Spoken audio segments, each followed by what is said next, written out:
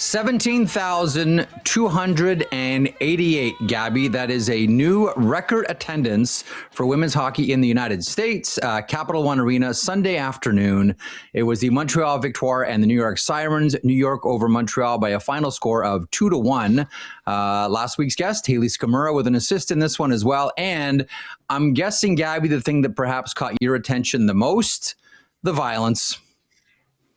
Gotta love the violence. Gotta love it. Listen, every year that you watch women's hockey, it's getting more physical and more physical and more physical. I think we're about a year away before we have a line brawl, and everybody we pretty much did at the end of the game. Yeah, I know, but I mean, they keep their gloves on all the time. But I mean, it's you know what?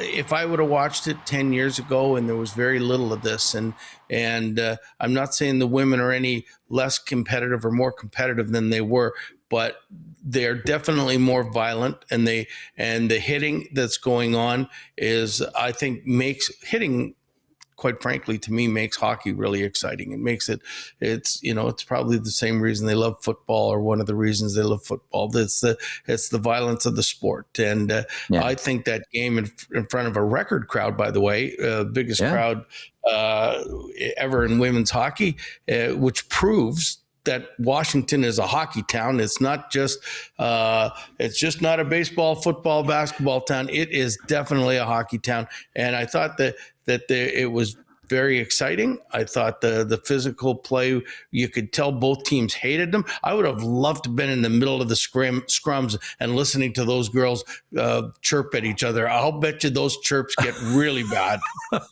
I can tell you from experience, having heard some of them and talked to a number of the players and having them tell me what exactly they're saying, there is a lot of salt on the tongue, Gabby. See, here's the thing too. When the women are going at each other, they just don't care. They just let everything fly, and there's no holds barred.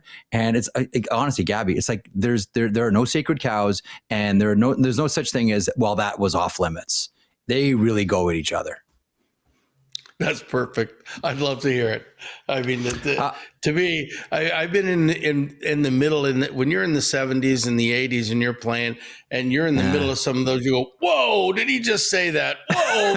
Like nobody's off limits. Now you got to sort of watch what you say. I know I've seen coaches get suspended for using foul language and everything else. So I mean, but back in the day, I mean, I'd go. And I'm not going to repeat what I said, but I remember leaving the ice against Indianapolis one day, and I go, I can't believe I said that. And this is 1981, and I remember it to this day. And I still shrieked. I said, I went right after the guy, and like it was like in a movie. If you see it, all of a sudden something happens and everything stops, and all the heads look and turn right at you. That was it. I went, sorry, how can I duck out of this in a real hurry? So how can I turn invisible right now?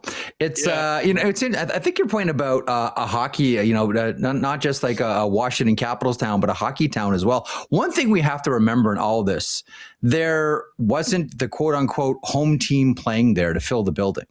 This is being played in Washington, and it's Montreal and New York, and it's 17,228 people that go to this one. I don't think that's going to be lost on the PWHL as they look to expand further.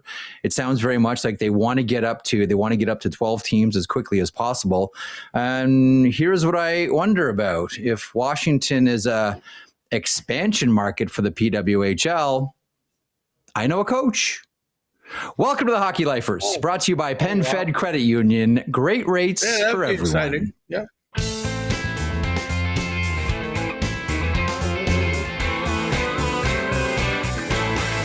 Okay, so welcome once again to the Hockey Lifers. Jeff Marek alongside Bruce Boudreau. And coming up on the show in about 5 or 6 minutes' time, an interview, Gabby, that we sat down with Chris Patrick last week, general manager of the Washington Capitals. So we talked about the elephant in the room, Alexander Ovechkin and his future. We talked about rule changes, we talked about trades, and we talked about the first family of hockey, the Patricks. We're going to get there in a couple of moments. In the meantime, and we're going to do more news of the day, we'll talk about the Rangers and some interesting comments from Jake Sanderson over the weekend about the Montreal Canadiens fans, specifically invading his home arena, and his thoughts on his goaltender. Not good. Let me get your thoughts on the trade we saw Sunday. Rasmus Andersson, defenseman, Calgary Flames, goes to the Vegas Golden Knights. I mean, this one had been out there for a number of months, and it finally happened. Zach Whitecloud, defenseman, goes the other way to Calgary. A first-round draft pick in 2027, a conditional second in 2027, which turns into a first if Vegas wins the Cup. Abram Weeb, is a defenseman in North Dakota, goes as well. Your thoughts on this one? If you believe that whoever gets the best player in the deal wins the deal, Vegas wins this one, but it came at a cost. Your thoughts on this one? You know what? I applaud Vegas every year. I mean, whether they succeed or whether they don't succeed, they're always trying, and they're trying to win it every year. And because I absolutely hate when they say, well, we're getting younger, we got futures. And then, so the young players now, by the time those futures come together, they're the old players that are their contracts due, and they get rid of them and for more futures, and the cycle just goes on and on. So I applaud Vegas, and not only are they trying to win the Cup every year, they're getting good players. And if you know Vegas, which is a great place to play, and everybody that goes there seems to love it, that they're going to sign this guy to a long-term deal before, in a month or so, and that's the way it's going to be. So what did Vegas give up in this thing? So, I mean, they give up a first-round pick that's in 2027, okay? So the odds are that Vegas is going to be good, and it's going to be a pick in the bottom 7. They'll be 25th in that. And so a conditional pick that in a second round, but if you win the Cup, it goes to the first round. Hey, I'll give you the first round right now if you hand me the Cup any day of the week. I mean, it's not even a question.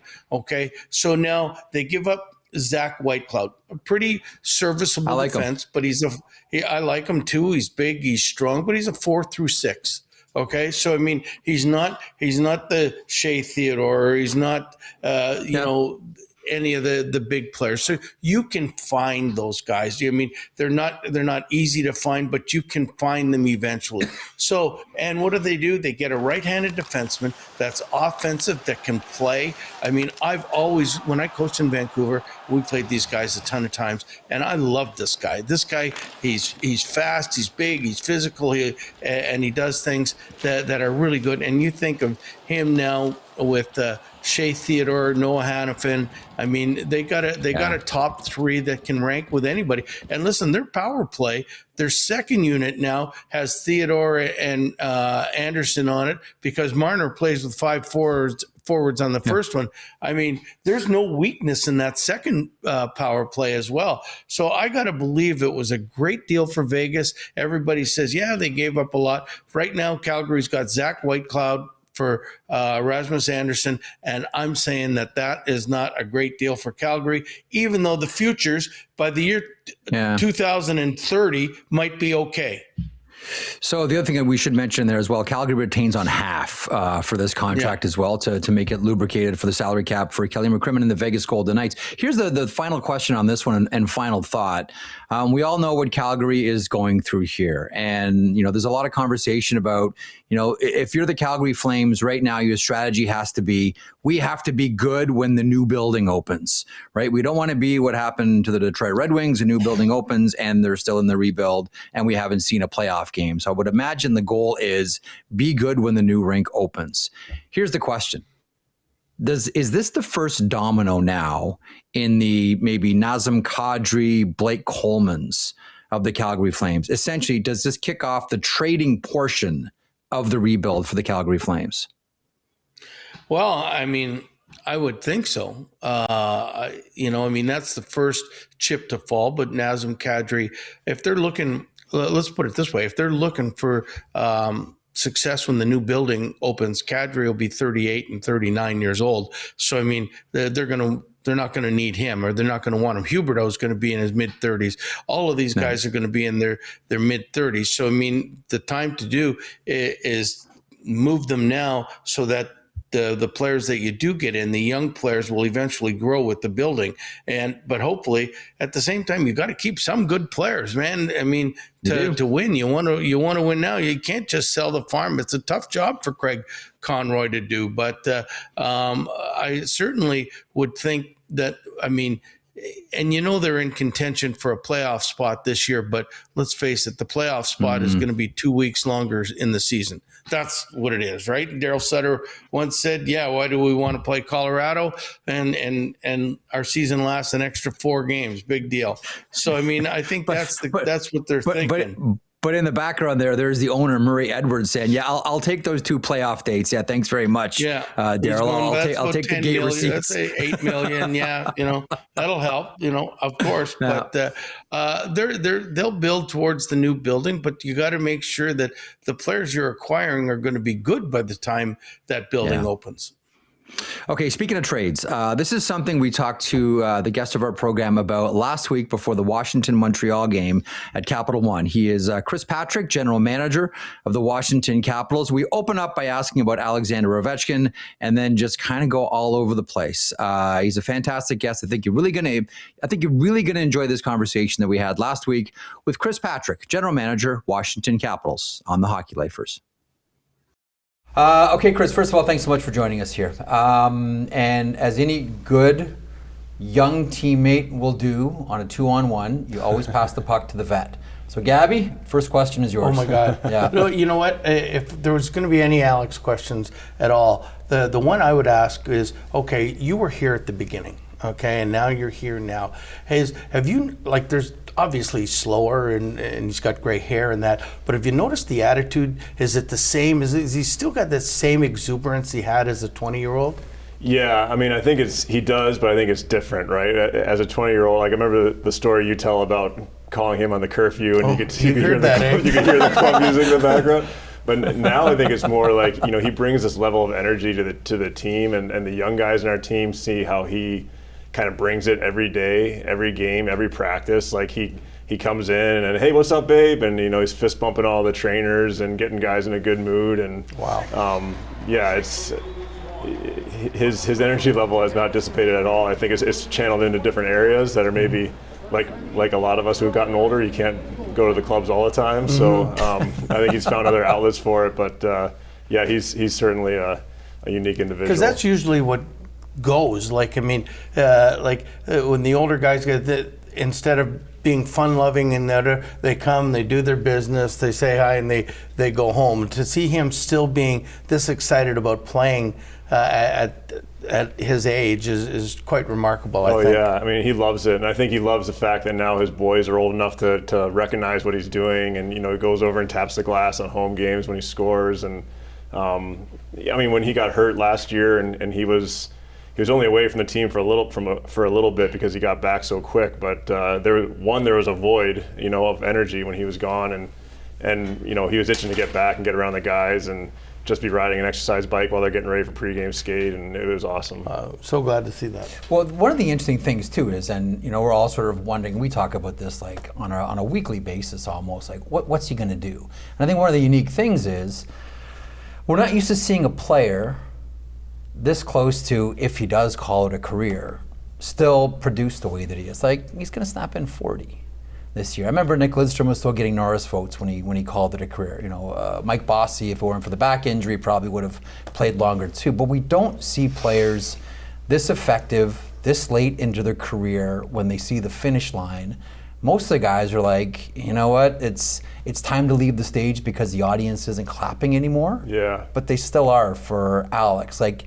Do you have any idea what he's going to do? Do you have a feeling, or is it just going to be Alex is going to decide what Alex decides? Kind of that, yeah. I don't have I don't have an idea or a feeling, other than I think at some point age does catch up with you. I don't know when it's going to be for him, but at some point it just gets hard to get ready for an NHL season and do that prep work, and that's going to be something that he's going to decide in his head. I've hit that spot, but like you said, it's you follow the career path of a lot of great players and great offensive players. You look at their production in the last couple seasons, and he's on a different scale than them. So yeah, it's been just mind-blowing to watch. You know, Jay Woodcroft, when he coached the Edmonton Oilers, would always tell me or anybody else who would listen when we talk about Connor McDavid, he'd always say, don't be numb to this. Like, just because you see it all the time, like, don't get numb to it. Like, understand, like, you're seeing something, you're seeing a peek into something that normally you never get a chance to see. This is something really special. Yeah. I feel the same way about Alex Ovechkin. Do you think sometimes as hockey fans, people, just because we've seen it so often from Alex, it can kind of feel numb, like, oh yeah, that's just over. He's 20 goals again. Yeah, he's one season away from Gordy's record. It's just like, do you think part of it now is like we're so used to this that people get numb to it? I can see that for sure. I think the Gretzky chase last year, I think maybe alerted everybody to how special this is that we have this year. And certainly I think that first time that we take the ice without him and we get a power play and there's somebody over in his spot, or we even have a different look on a power play, which we haven't had in a while, that's when it's going to be like, wow, we had a pretty cool thing for a long time. I certainly think, like, around the team, the players, the staff, everybody that works for the Caps, I think there's a massive appreciation for him. So I think, and you know, every day it's just kind of like, for me at least, and I know for a lot of us around here, we're definitely appreciating what we've been able to experience with him, and that he's shared it with us. I mean, he's done a great job of just like making this all about the team and the organization and the city. Well, that's one place I've really seen him mature, from the young captain to the captain that we have now. And like, I don't want to put down any of the other sports in D.C., but I've been asked this question a lot, and I want to ask it of you is, like, I think he's the most popular athlete that's ever been in Washington. And I mean, I know we've got football, basketball, baseball, great players in this area, but I mean, is that the feel? Like, if I talk to anybody in DC about Alex Ovechkin, they know exactly who I'm talking about all the time. Yeah, 100%. And I think the impact he's had on this city is massive too. I mean, just the number of fans that he's brought into the game here, the number of kids playing hockey, now adults playing hockey because of him. They were kids when they started, and yeah, I mean, again, I'm biased, but I grew up in this area, and I was here for the Joe Theismann years with the now Commanders, and I was here when Jordan, played with the Wizards. But as far as a guy that was drafted and played his whole career in a city, I can't see any other athlete in DC coming close for me. No, I agree with you. Tom Wilson and Logan Thompson. I know it was a big cause for celebration, obviously. At what point did you get more than just a sense that they were going to make the team? Like, we had Doug Armstrong on a couple of weeks ago, and like, I'm firmly of the belief, based on various conversations, that he was going to Beijing if the NHLers were going. That he was right there, that Doug Armstrong had, like, I want that guy on the team. So that one, I don't think was a surprise. But did you have like any idea before the official announcement that your two guys were going? I had a decent sense on Logan. Doug was very close to the vest with his information. It was more me pitching guys to him. But I did feel like when we talked about Logan, the conversation was a little bit different. And with Tom, it felt like he was definitely in the mix. But like when you start doing the numbers and looking at the options, and if they go this route, then maybe they don't go this route. That's where I got a little bit like, I'm not sure, but yeah, I think right before it got announced, we kind of got the inside scoop, and thrilled to see it for both the guys. Well, I would have flipped out if Wilson wasn't on it. I'm Yeah. just telling you right now. Okay? Because I don't think there's a coach in hockey that doesn't want him on your team. I mean, I'll bet you if he was a pending free agent, I don't want you to answer this, but I mean, you would be getting calls every day because he's that kind of. Sure. And he's grown up. Like, I mean, from the times when. When he would go mad and just run people and everything else too. Like, I mean, he looks to me like he's just the perfect leader of a team that didn't have Alex. Yeah, and that's exactly it. And I mean, for the Olympics, I mean, he is as proud a Canadian as there is. He's as proud a Canadian hockey player as there is. I mean, he's going to give everything he has for that team, and he's going to do whatever it takes to win a gold. I mean, it's it's going to be a treat for Canadian hockey fans to watch. When you watch the games, because listen, we've seen this before in the Olympics, whether it's John Tavares, whether it's Dominik Hasek, like injuries happen, right? And that Hasek injury was just devastating for that team's Stanley Cup chances. How are you going to watch the games? Is there going to be like a element of both cheering for your players, but also can we bubble wrap these guys? Can we nerf the sport around them to make sure they come back like fine? That's what I'm asking. Yeah, like, are you still 100%. watching the games with the GM's hat on? Yeah, definitely. I mean, yeah, you obviously want, we have more than Tom and Logan. We've got, Marty Faravarti's going to be over there. And you want all of them to do well, but you also want to get through the tournament healthy and maybe even have a little energy we're going to have a pretty busy stretch when they come back. So, but at some point the fan in me will come out too, and you'll be watching a really good game between, Canada and Czech or U.S. and Sweden, and you're just going to be rooting for a good result. Is there a rule? I don't know this.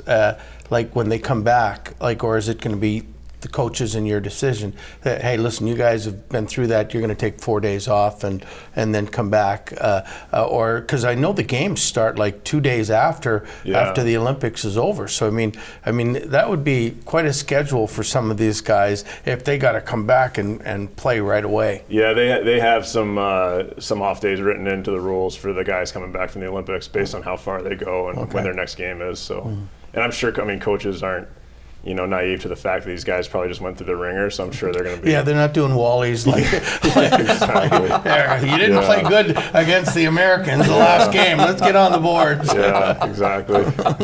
A couple of general manager questions. No trade clauses, no move clauses have become the issue of the day over the past couple of weeks. I kind of look at this from a player's point of view and think like, look, these contracts are negotiated in good faith. Asking a player to waive a no trade is essentially like saying, give me something in exchange for nothing. I've wondered about creating a mechanism where you can compensate a player for agreeing to waive a no trade clause or no move clause, or maybe turn a limited no trade from 5 to 10 teams or 15 teams. I know owners don't want money outside the system. I get it. And managers don't want that compensation to go to their cap. But where are you at on where the league is at? Because it's a frustration for fans too, feeling that their team's tied up like a Gordian knot here with no trades and no moves. Yeah, I mean they're tricky, and when you're doing the bigger deals and you get past kind of the term AAV, you almost can sometimes spend as much time on the movement stuff. Yeah. I don't know. I guess I kind of, and I've never been in a situation yet, and obviously I haven't done this a lot as the GM, but even as my time here in Washington, and we've never really been in a situation where we had a guy with a full no move that we needed to get out, and we had to get him to waive it. So I speak a little bit, I guess, with some naivety because I haven't had to go through that, and I know other GMs have, but I guess I kind of lean like if the player has that right that he negotiated for and was agreed to with the team, then it's kind of his right, and it's, I guess it's, to me, it's not fair to make him a bad guy publicly. Now, information gets out. I don't think the team's necessarily doing it, or somehow it gets out, but I don't think it's fair to make a guy a bad guy for just exercising his right that he has. No, I don't feel like moving. I mean, they may have reasons why they want to do it that has nothing to do with hockey, or reasons that have to do with hockey, and that's why they asked for those clauses when they did their deal, and the teams gave them. Does that ever come up at managers' meetings? Not to like the extent of like, is there a way that we can like make them, like you're saying, a compensation type thing? Yeah. It hasn't yet, but maybe it will. Sounds like a Lester Frank Patrick idea, but more on them coming up a little bit later on, Gabby. They'd be okay. They'd like money, so they'd be okay compensating. Okay, a different question, but manager's thing. Ever since I've been part of the organization, one of and from George on to yourself, I think one of the things about development with Hershey.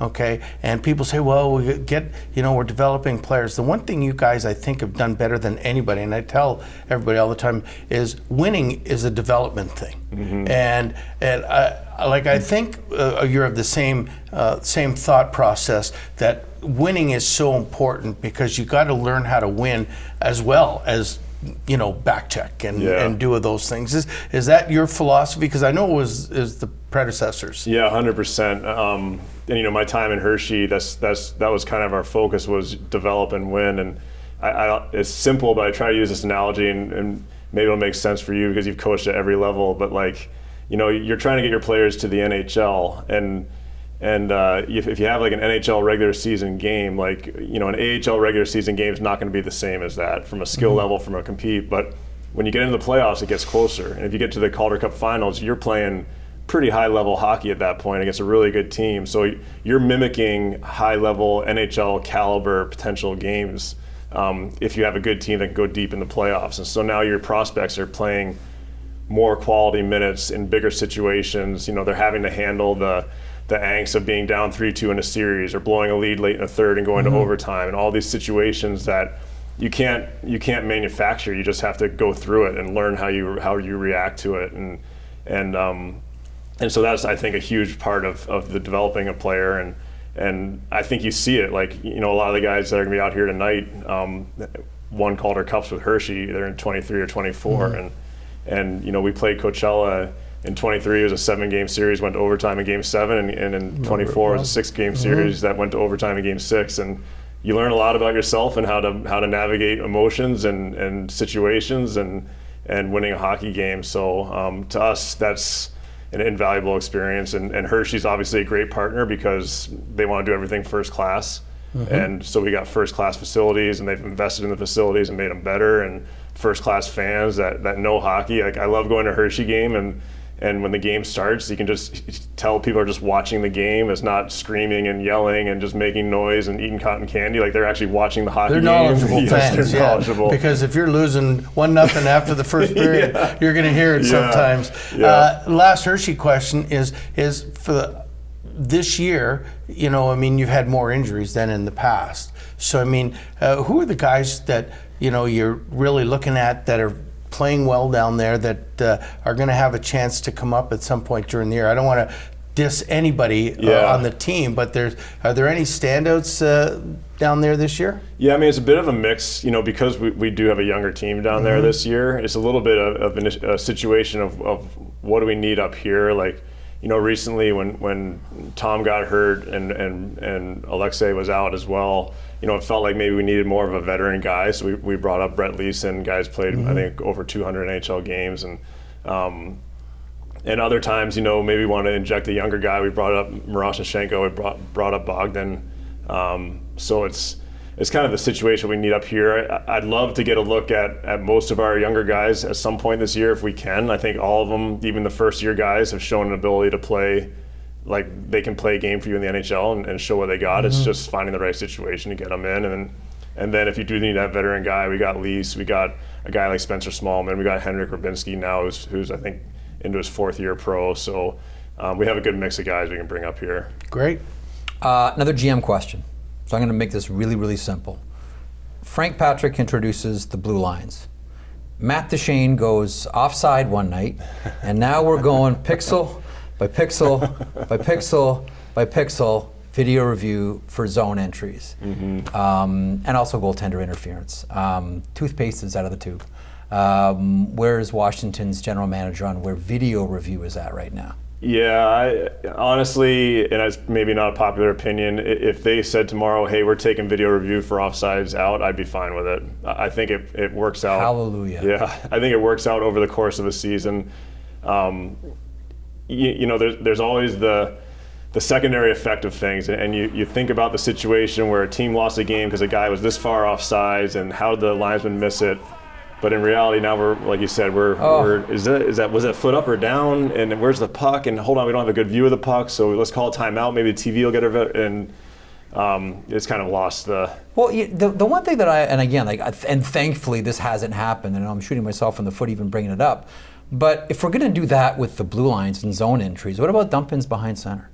Yeah, because there are plenty of those that technically should be icing that can really affect a game. Is that the next, I hate myself for saying this, but is that the logical extension of what we're doing at the blue line? Maybe we do it at the red line? Here's another one I had in our game in Nashville. A situation came up where Nashville entered offsides. The linesman didn't see it. We flagged it in case there's, and I already see on the screen it's offsides in case they score, and then we take a penalty. So now we're killing a penalty on a play that should have been whistled at the blue line. So yeah. But then I have other theories about what you should do if you know a team's intentionally, or you know a team's offsides. You're bogged down in your end. The clock's winding down. You're down a goal. Yeah. Do you just let them score? And then review it, get that time back on the clock. 100% you should. I've had these conversations. I would just pull the goalie, let him score. Yeah, absolutely. You guys think a lot more behind the closed doors than I ever thought you did. I can tell you that. Yeah. But I mean that's true. But it's pretty hard to go back and taking it away when you look at it.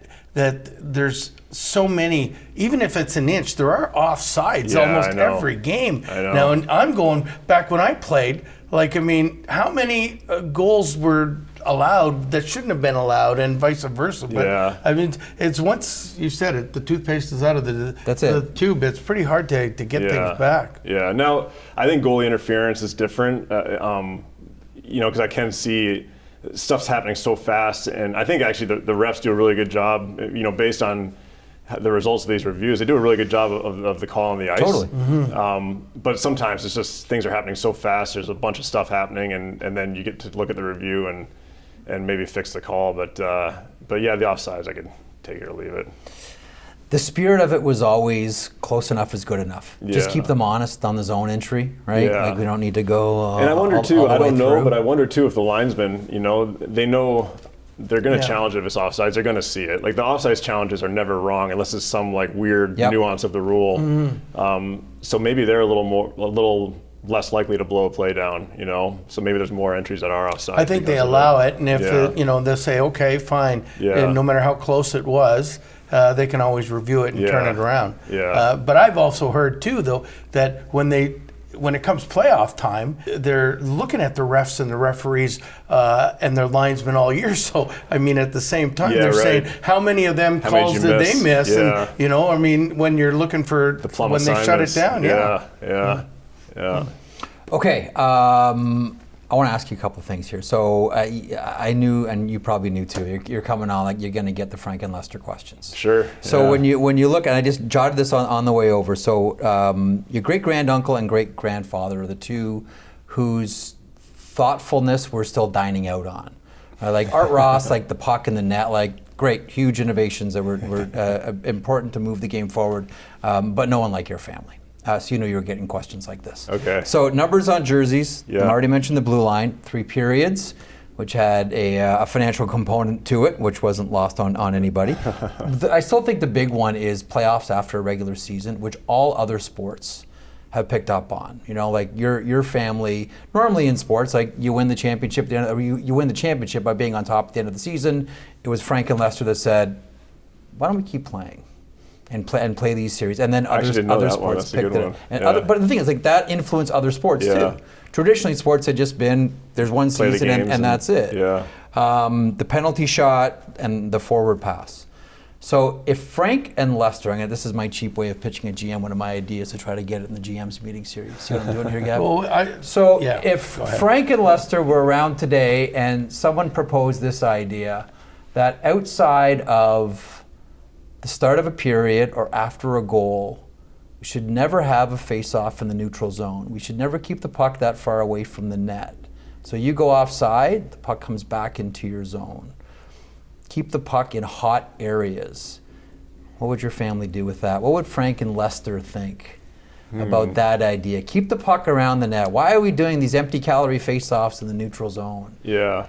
You have a bad offside, send it all the way back. Yeah. Well, again, I feel like a lot of or maybe half of their major innovations were financially motivated. So I'm trying to find the 3 periods, playoffs.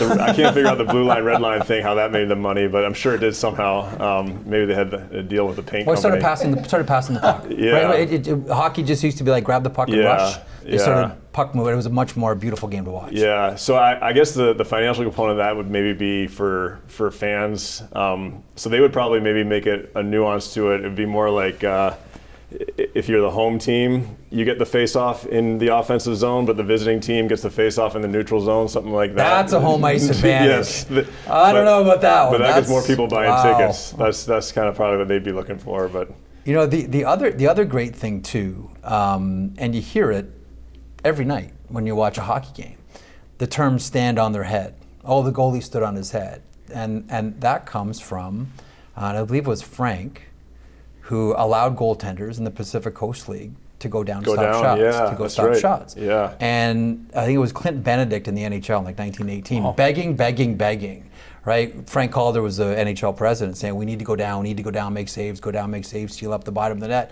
And so Frank Calder, as the president, in his famous quote, when he relented and let goalies go down, he said, all right, fine, we'll let the goaltenders go down to make a save. I don't care what they do. They can stand on their head for all I care. And that comes from Frank Patrick allowing goaltenders to go down. Well, I want to know, like you said, they had something to do with the forward pass. Wasn't that always? No. Was there something you could only carry the puck? It was a rush game, and it was like pass rugby. Back. You could pass. Really? You could pass it back. Wow. Yeah. Only pass it back. Hockey was closest to rugby and some lacrosse in its origins. You know that. Well, no. You coached back then. Yeah. I'm going to hit you right now. How often do you think about things like this? Like rule innovations? I mean, this is part of the Patrick lore. Not that I'm expecting you to sit on the shoulders of your relatives that came before, but I always wonder about like what goes on at managers' meetings. Yeah. And in this era of let's peek behind the curtain and reality shows, I've always thought that cameras at general manager meetings would be fascinating. Yeah. What would that show look like? I feel like a lot of the work gets done beforehand, and so I think it's throughout the year. Bill has a group of senior managers that he goes to, and they go to their group. Each senior manager has a group of 6 managers or so that they will pull. So they do a lot of that build up for the meeting during the year. What issues do we need to talk about? Hey, ask the group what they think about this. Do they have any ideas on this? And then when we get together as a group, we can kind of talk about it. The rule change stuff, I'm more like, I'm less always thinking about what rules could we tweak. I'm more like the whole, like, if a team's offsides, do you let them score? I'm always trying to find that these was little, a great idea. It's awesome. That's an awesome idea. Mm-hmm. I always wondered why, goalies don't change on the fly more. Like when you're pulling your goalie, and then you throw them back out. Maybe if you see, I don't know. I feel like there's some stuff you can play with there, but that's kind of more how I think of it. Sometimes there's a rule change. I'm like, oh yeah, that makes a ton of sense, but I never even thought about that as a issue. Yeah. My last question: what do you think of like the NHL is different this year? Don't you like? Man. It's I've never seen it like this before. Do you have any thoughts on why it's like this? Yeah, well, I think it goes back to like if you looked at the summer, there was like pretty much every team saying we're not tanking, we're trying to build what we got, and we're done tanking and we're trying to make the playoffs. We're going to be aggressive trades, free agency, and I think outside of maybe 1 or 2 teams who all came into this season and ended up playing well, outside of 1 or 2 teams, everybody was saying we want to make playoffs this year. And so when that's the expectation, I think you have a lot of competitive games, and then you have a really condensed schedule, so you have injuries, and everything's just very tight because of it. It's crazy. You have a good week and you're sitting on cloud 9. You have a bad week and you're going, oh my God, what's happening? Yeah, 100%. It's like, you're up and down the standings constantly. It's fun for the fans. You mentioned trades a second ago. This will be my last one, Chris. I remember Brian Burke telling me about when he was managing in Hartford, and his first big trade, which would have been, I think, his second trade as a manager, was the Bobby Holik deal for Sean Burke and Eric Weinrich. Mm-hmm. And he said it was just him in his office. There's no assistant general manager. Mm-hmm. It's him in his office. So he picked up the phone, dialed, hung up, walked around the office, picked up the phone again, thought about it, young general manager, hung up the phone again, went for a walk, came back because he had no one to talk to, no one to bounce an idea off of. Like here he is about to make a size. He's calling Lou, his mentor from Providence, to make this deal. what is making trades like for you? Like break down, because after the Olympics, everything's going to be about trade deadline this, trade deadline that. Yeah. Like break down the anatomy of a trade. Like who do you let in when, who talks, like who needs to weigh in? This is no longer just Brian Burke in his office of one, wondering if he's going to have the guts to make the Bobby Holik deal. Yeah, I mean, it depends a little bit if it's something that comes to us or if we kind of go out actively into a team. But, something that seems like potentially a fit for our team, I get kind of our whole group involved early, which means I'll go to Brian Southerby, who's our head pro scout, and he kind of disseminates to them and gets their opinions. I go to Tim Barnes, who's our assistant general manager, runs our analytics, and HT Lens, who works with him, and get their view on the player from their stuff. Go to Mac, obviously, and talk to him, and then you go and you pull up your video software and you watch video on the guy, and then it's a lot more, for us at least, it's a lot more of an involved and thoughtful process, and we grind over it and try to come. It's not necessarily consensus, like, 'cause you don't have to have consensus, but try to come to at least an informed decision on it, and then go from there, and hopefully the price lines up with what we're willing to pay. This has been great. Anything else, Gab? No, I think it's been eye-opening for me too. Fascinating. Thanks for indulging me on questions about your family. Yeah, you bet. I don't get a lot of chances to talk to you, so I really appreciate it. We'll have to get into Muzz and listen, we can do Muzz, we can do your dad, like we can do the whole 7 Stanley Cup winners. Yes. In the family? Yeah, that's not too right. shabby. First family of hockey, the Patricks. Yeah. Chris, thanks for joining us. Awesome. Thank you, I appreciate it. Thank you. Thanks, Bruce. Good seeing you. Thanks for a lot. seeing you. Yeah, Appreciate you bet. And that's Chris Patrick, general manager of the Washington Capitals. I'd like to thank Sergei Kucherov of the Washington Capitals Communications Department for making him available. I mean, as always, we thank Chris for his time. Quick thought on our interview from last week, Gabby. He's going to be a busy guy in the next little while with the trade deadline really getting up in gear. I loved it. You know what? I've known Chris since I took over Washington, or took over Hershey in 2006. And I don't think I had a 30-minute conversation with him in that whole time. So to me, it was enlightening. I thought he didn't dodge any questions. He was really good about everything. He was succinct, if that's even the right word to use at this thing. So, I mean, and I thought he was very appealing. Like when you're talking to him, he was. I thought it was great, and I enjoyed it. And like, I mean, one of these things, like when you're done, you want to ask so many more questions. I mean, we could have gone on for a long time. It was the night of a game for the Caps. Yep. So, because we're all out there and we'd love to put the GM hat on and we'd love to know these answers. I thought he was great with it. What question would you have asked him with hindsight? Well, I would have really right now, I said, what difference? Like when you're thinking, I'm going to get this GM job, okay? And you think you know what's going on as a GM, but once you sit in that chair, what's been the big difference from what you thought it was and what reality is? Like, I mean, is the stress, I know it's going to be stressful, but then you get there and you go, oh, wow, this is crazy. So, I mean, those are the kind of questions I would have liked to ask. What's interesting is one of and I'll ask you this then. It's sort of similar in vein. One of the things that I love asking hockey players after they retire is when you go back and look at yourself on the ice, does it feel like you're watching yourself, or does it feel like you're watching a completely different person? And it might change depending on how long you've been retired. But when you go back and you watch yourself, Gabby, do you think you're looking at the person you are or some different being altogether? I think I'm looking at somebody from a different planet when I'm watching it, because I have watched it and I've watched highlights of me and I'm going, are you kidding me? I wouldn't have played me for 10 seconds if I'm going to give pucks away like that. If I'm not going to go in the corner, if I'm going to circle at the blue line, I'm going, I used to think I was a good player. And then when you put your coach's hat on and your coach's eyes, I'm going, oh my God, this guy stinks. Bruce, get off the ice. You have nice hair, but get off the ice. You did have the nice feathers, Gabby. I will give you that. Now, speaking of The moment that I heard these words come out of Jake Sanderson's mouth on Saturday, defenseman for the Ottawa Senators. Now, this is after losing a game against the Montreal Canadiens at home, Canadian Tire Center. Big comeback by the Habs, a lot of Habs in the building, Habs fans in the building. We'll get to that in a couple of seconds. Jake Sanderson takes aim at his goaltender. Have a look. Yeah, I think, Levy made some good saves, but, I think at the end of the day, you got to make more than 10 saves to win a game. Okay, coach's hat time.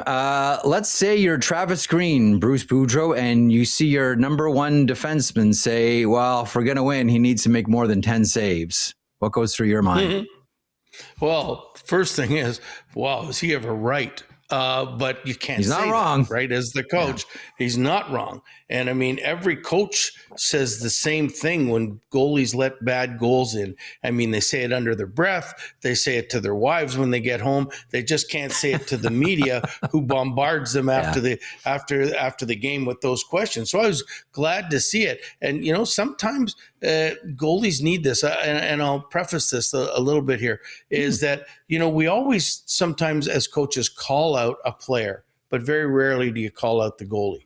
And I remember a couple times that I had to call out the goalie to make him think that he wasn't the special one, that he is always allowed to be, above the rest of the guys. So I'd call out, and whether it was Devin Dubnyk or whether it was somebody else, I would call him out, and there'd be a one-time thing. Then I'd talk to him. But I mean, the goalie's got to know that the players rely on them, and they're working their ass off. And when they make a mistake, they get punished for it. When a goalie makes one mistake, but it's an easy goal against, it seems like they just take a drink of water and let it go. But the players see this and they hate it. They're trying so hard, and they need the goalie to do the job that they're supposed to do. I can recall, man, maybe you can sympathize with this one. Doug McLean, when we used to work together, would tell me stories about when he was with Columbus. He'd be doing goaltending video. Rick Walmsley, I believe, would have been the goalie coach at that point for Columbus. And they'd be watching goal go in after goal go in. And Walmsley would always say something to the effect of, oh, that was tipped. Oh, that was tipped. Oh, that was deflected. That was tipped. And Doug would say, he would always stop and say, does every deflected goal have to go in?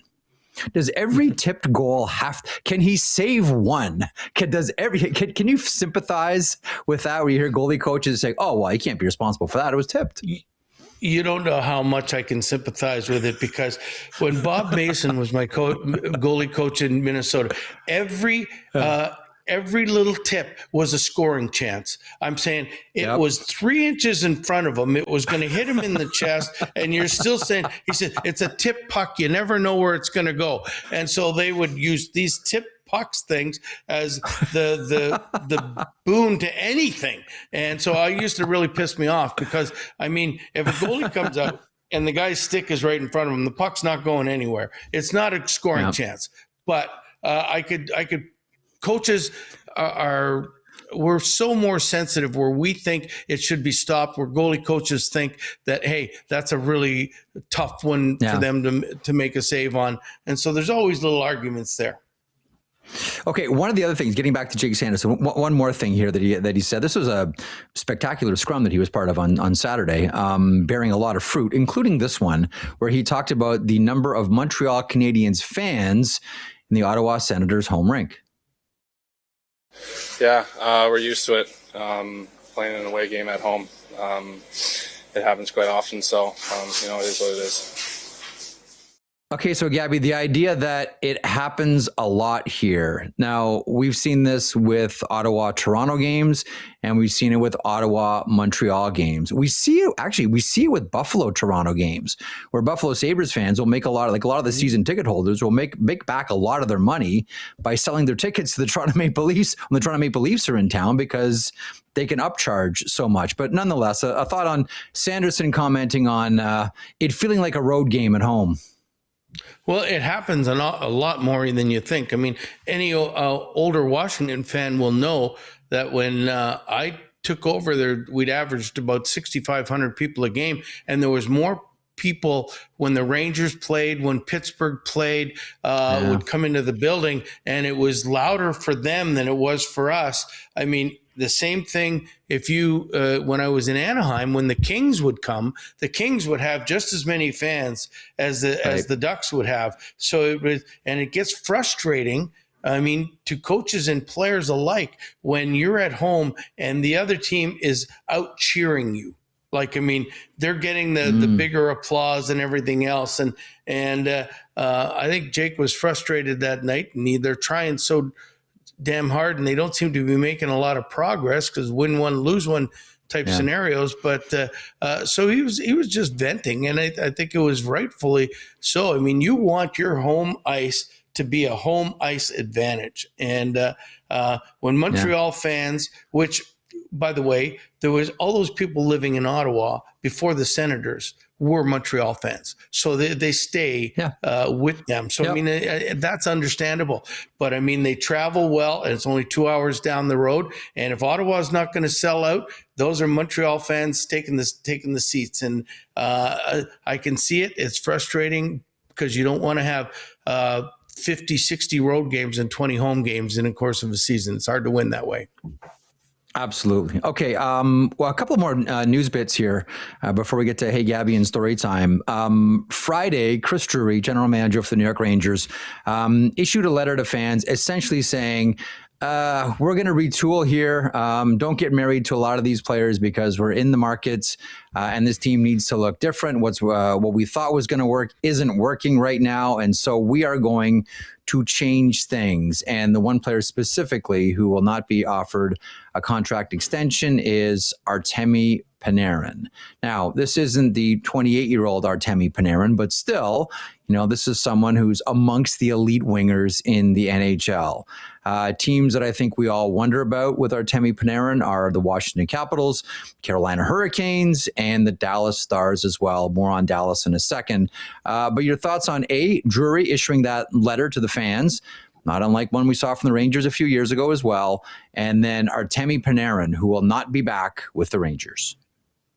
Yeah, first of all, I mean, I think it's a pretty chicken way to get out of everything. Like, I mean, instead of facing the music, you ask the players and the coaches to face the music all the time. I think he should face the music and answer those questions live, because it's like texting. It's easy to bitch about somebody in a text rather than picking up the phone and phoning them these days. So I mean, it's great that you're thinking you're doing a great thing and personalizing everything to every fan. But I mean, I think if you do that, then you got to face the music and answer the tough questions that reporters would ask you. As far as Panarin goes, like, I think he's still an elite player. He's averaging over a point a game. He's pretty well all of the Rangers offense. And like, I mean, somebody could really use them to win the Stanley Cup. I think, look at, we just saw what Vegas did. I mean, there's no promises of signing Rasmus Andersson. So, I mean, to me, what they gave up, I would give up for Panarin, because if there's one hole I could use and fix that hole with a guy that's still playing at an elite level, I'd be willing to give it up. Now, in the end, you get him if he likes it and he wants to sign for 3 years. I mean, he's not going to make 11 or 12 million, but you know what? We've seen Alex live at 35, 36, and 37, still scoring 40 and 50 goals a year. I'm sure Artemi Panarin could be just as effective at those ages. So, I mean, I think he should warrant a lot. I don't know what the Rangers are going to get for him, but I wish Chris Drury had said, hey, you know what? It's on me that the team's not doing well. I got the players here, and we're going to do this and answer the questions live to instead of writing a letter and telling him his mistakes. So one of the teams I wonder about with Artemi Panarin is a team that is going through an awful funk right now. They lost to Tampa Sunday. They've only won 2 of their last 12. They are the Dallas Stars, who I don't know where the goal scoring has gone for the Dallas Stars, but it right now has vanished. This team can't score. This team needs a jolt. This team needs something to wake up. If we're going to still consider them contenders for the Stanley Cup. Do you have a thought on the Dallas Stars here? We'll close the news segment on that. What do you think of Dallas right now? And I can't see Jim Nill in a go-for-it year again for the Dallas Stars, just saying patience, patience, patience. We've seen him be aggressive around trade deadline before. I don't think this year will be any different. Well, Jim Nill's always looking to win, and Dallas is always looking to win. I think Panarin would be a great spot there. And if you get Tyler Seguin back, there's another right-handed shot that can play center or right wing. I think now you've got the scoring. Right now, they're not getting any scoring. Rantanen's not scoring. Johnson's not scoring. Jamie Benn's not scoring, and they're not getting the scoring that they've had. They're still defending well, but I mean, you can only defend so long against every good team. They're going to score 3 goals. So, I mean, I think it would be a landing place for him. It wouldn't shock me if it happens, but I guarantee that Dallas will not stand still. I mean, they're trying to win it every year, whether they do or whether they don't. They're trying to win it every year, just like Vegas. And who knows if Artemi Panarin is going to waive his no-move clause, but the way the position it with Panarin is, you're going from New York to Texas. If you say yes to the trade, no tax state, you actually get a raise. Okay, let's get to a really good Hey Gabby question here that I'm curious about. This comes to us from M at Talk It's Tie. Hey Gabby, who was the most superstitious player at any level you coached or played with? From M. Well, you know what, Em, I don't really know who was superstitious as a player, anybody more than me. I mean, quite frankly, I did the same routine every single day, like ate the same food, ate it at the same time, went to bed at the same time for the afternoon nap, woke up, listened to the same music on the way to the rink all the time. And if we won, I wore the same tie. The same with coaching. I wasn't allowed to leave the room until there was 3 minutes to go, had to go on the bench with a certain amount of time. And if we won, I'd always wear the same tie, to the point when we won the Calder Cup, I wore the same tie for the last 3 rounds of it, and it had more crap on it than you can imagine. And the GM, Doug Yinks, took it off me after the last game and framed it and put it in a real nice frame with a thing and gave it back to me as the Calder Cup tie. And what I did with that thing when we were in, I think my next year, or I think in the finals against Chicago in the Stanley Cup many years later, 8 years later, I broke the glass on that thing, took the tie out, and wore it against the Hawks in the last 2 games, 6 and 7, and we lost both of those games. So I threw it in the garbage. So it went from in a frame on your wall to chucked out in the garbage, still with all chucked out in the garbage. Soup and mustard all over it still from that Calder Cup run so many years ago. It had so much, and the beer stains and everything else, and throwing the Gatorade and everything on it. It was all there. But I said, we're ahead 3-2 in the conference finals against Chicago. I'm pulling out the tie. And break the glass. It's like, I'm just thinking I'm pulling the alarm bell or something by breaking the glass, put it on, was so pumped up, and we lost game 6 in Chicago and game 7 at home. In case of emergency, break glass, put on tie. I'm surprised that thing didn't stand up and walk out the door, considering all the stuff that you had dumped on it by then, Gabby. Nonetheless, by the way, it was a green tie, and it did not go at all. It was like a clown suit with what I was wearing. So, I mean, it didn't matter. Fresh off the runways of Toronto, Bruce Boudreau, ladies and gentlemen. By the way, what music would you listen to before games all the time? If you said it was like always the same. It was it started in 90s. I'm going way back here. Andy Kim. I used to. I got that to be the team song. I forget the song right now, but. Andy Kim, that's something awesome. Gently, yeah. But anyway, then in it got to be Heavy Meatloaf, Then it got to be in Anaheim, it was ABBA. And in Minnesota was some Neil Diamond songs. And listen, my wife, God love her, would sit there because I would blast it and sing it as loud as I can, and I can't hold a note. So, I mean, she just must have said, oh, it's a game day. I got to put up with it, you know? Pick a key, Gabby. Any key. Rock Me Gently was the song you were looking Rock for, Me Gently, by the way, from the great And you know what? I'd get in Fort Wayne, it was so great because I would get the whole team singing this before the game. And when Andy Kim goes really loud at the last couple bars, we'd all be, that's, you know how they read lineups now? This is what we were doing. We're singing that thing, and then we were pumped up, ready to go. I love it. We all have the things that help get us through a day and help get us through a game. I don't know how we're going to top that. And Em, by the way, thanks so much for that question. To get in, to ask Gabby a question, because you never know which way it's going to go, use the hashtag HeyGabby. So we conclude with story time. I want to pick up on the conversation about the New York Rangers, because this is one of the most obviously prestigious franchises in the entire NHL, with a very unique position in the league, a very unique fan base in the league as well. What was it like for story time here today? What was it like coaching against the New York Rangers at home and on the road? Well, you know what? I had so much fun against the Rangers. Now that it's done, I mean, we had two 7-game playoff series, or won a 6-game playoff series and won a 7-game playoff series against them when I was with Washington, which we were fortunate to win both. But I mean, I was young, and as far as an NHL coach goes, and I remember distinctly the first year there that it was. I would say things in the press that in my whole life that I've come to regret.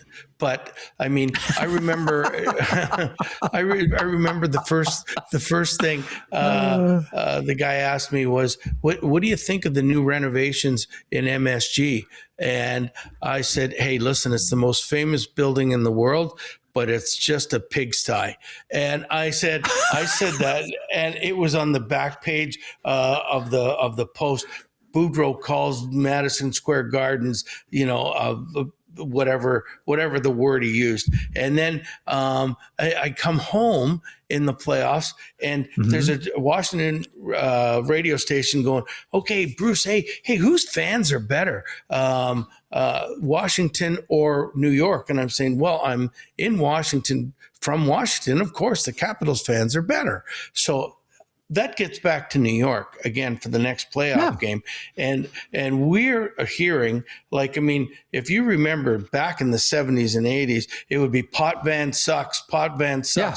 And this was, it was, "Can you hear us? Can you hear us? Boudreau sucks." The chant is, "Can you hear us? Can you hear us?" And I was going, oh my God. So this game is we'd lost the first 2 home games too. And this is game 3 or game 5, and we're down 3-0. And I'm going, it's getting louder and louder and louder. And eventually we tie the game up, and Jason Chimera wins it in double overtime. And it was the thing that saved us. But I mean, the rant at as a guy, like, inwardly, I loved it. But they're screaming and going nuts. But I mean, when you're losing and they're doing that, they're having the fun, and I didn't like that. But I mean, hey, Ranger fans are great. Love them or hate them. But I mean, they're so passionate. And that's the one thing you got to love about them. Was that the closest you came to feeling like a pro wrestling villain when they're chanting at you? Was that the closest you came to when Chimera scores that goal and they're just letting you have it even more? And they're letting you have it. And when Chimera scored, I'm cheering like the lady in the front row that this is the wrestler is his favorite wrestler. Like, my hands are up and going that. I'm pointing to all the fans, like, suck it type thing. So it was pretty cool. After the fact, it could have been terrible, because George just would look at me and he'd shake his head and he'd go, "What are you doing? What are you doing?" I'm going, Gabby, it's one of the reasons why we love you. And with that, the close of another edition of the Hockey Lifers. We'll talk to you in 7 days. Have a great week.